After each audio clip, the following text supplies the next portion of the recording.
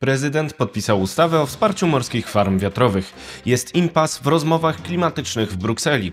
Rosja odczuwa skutek sankcji i uderzeń pocisków Flaming, pozostając na łasce Chin.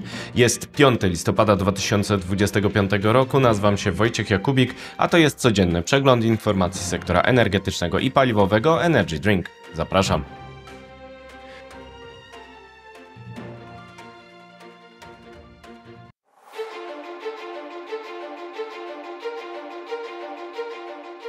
Partnerem kanału Energy Drink jest Orlen.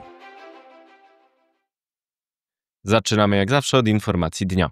Sankcje i deszcz flamingów zdają ropę Rosji na łaskę Chin.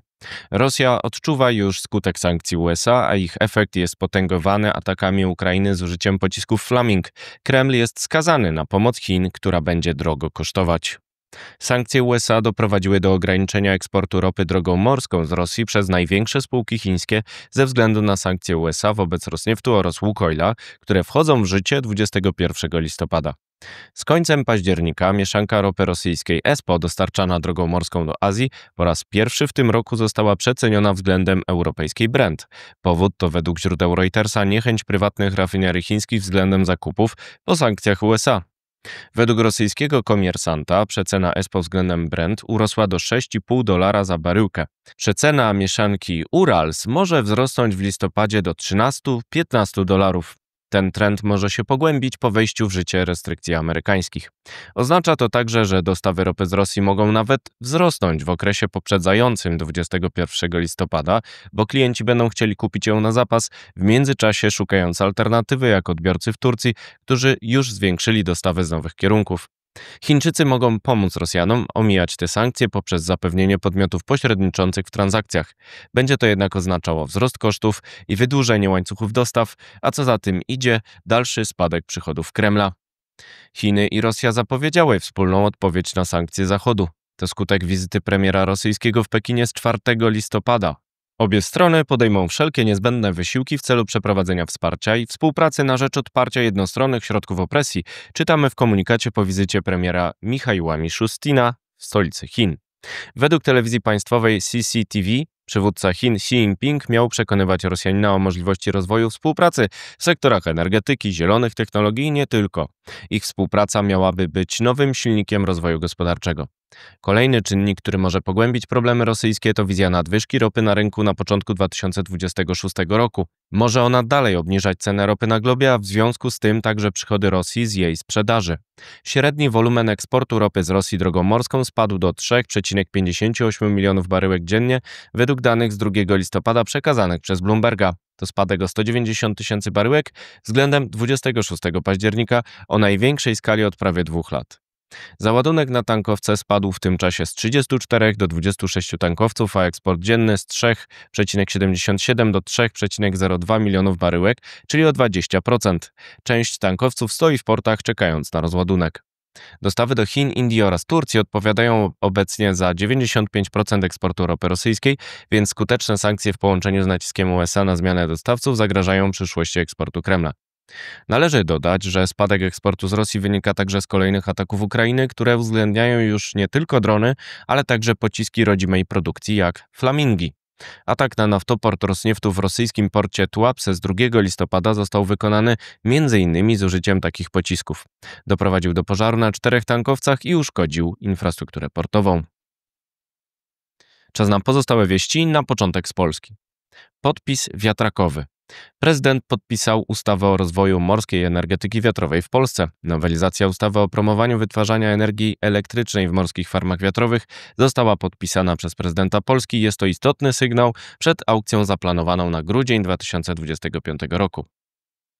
Protest przeciwko ETS. Związkowcy zebrali się 4 listopada na manifestacji w Katowicach, sprzeciwiając się polityce klimatycznej Europejskiego Zielonego Ładu. Protest skupił związki zawodowe sektorów górniczego, hutniczego i przemysłu. Domagali się rewizji systemu ETS w celu obniżki cen energii w Polsce.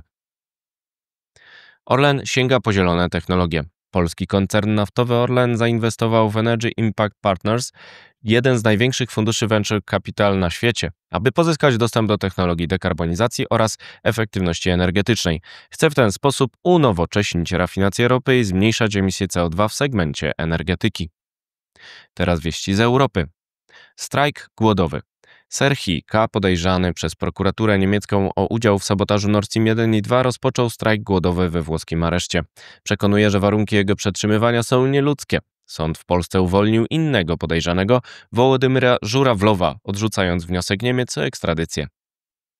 Amerykanie w Rumunii.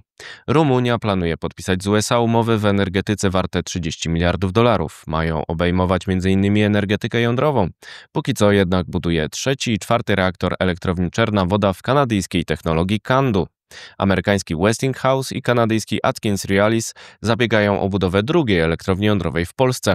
Amerykanie chcą także budować SMR-y w regionie. Impas klimatyczny. Negocjacje w sprawie ustalenia nowego celu klimatycznego w Unii Europejskiej zakończyły się niepowodzeniem. Sprzeciw rosnącej grupy państw z udziałem Polski zablokował przyjęcie celu redukcji emisji CO2 o 90% do 2040 roku, który wspierałby przyspieszenie polityki klimatycznej w Europie. Rozmowy mają być kontynuowane 5 listopada. Tanie elektryki. Komisja Europejska przedstawi 10 grudnia program wsparcia tanich samochodów elektrycznych. Uproszczenia przepisów mają ułatwić sprzedaż małych aut tego rodzaju w celu udzielenia odpowiedzi na rosnącą konkurencję z Chin dotowaną przez rząd w Pekinie. Komisarz do spraw przemysłu Stéphane Séjourné powiedział, że liczy na sprzedaż elektryków za 15–20 tysięcy euro za sztukę. Jeszcze wieści ze świata. Wyścig Rosjan z czasem. Gunvor, założony przez Rosjan, chce przejąć aktywa zagraniczne rosyjskiego Łukoila zagrożone sankcjami USA. Ostrzega, że blokada układu w tej sprawie zagrozi bezpieczeństwu dostaw paliw w Europie. Utrzymują się jednak obawy o związki Gunvora z Kremlem, które mogą mieć wpływ na decyzję USA w tej sprawie. Sankcje wchodzą w życie 21 listopada. Energia słoneczna za darmo. Australia wprowadzi w 2026 roku pilotażowy program Solar Sharer, który zakłada dostawę energii z paneli fotowoltaicznych za darmo przez 2 godziny dziennie z największą produkcją, także do odbiorców nieposiadających takich instalacji. Gospodarstwa domowe muszą zainstalować inteligentne liczniki i przenieść największe zużycie na szczyt produkcji z paneli. Nadpodaż ropy. Ropa Brent tanieje poniżej $65 za baryłkę wobec widma nadpodaży w 2026 roku, pomimo zapowiedzianej pauzy luzowania cięć porozumienia naftowego OPEC+. Międzynarodowa Agencja Energii przewiduje nadpodaż 4 milionów baryłek dziennie przez rosnącą podaż spoza OPEC i powolny wzrost popytu. To wszystko w materiałach przygotowanych dzisiaj, następne oczywiście już jutro, więc zapraszam Państwa serdecznie. Do zobaczenia, do usłyszenia.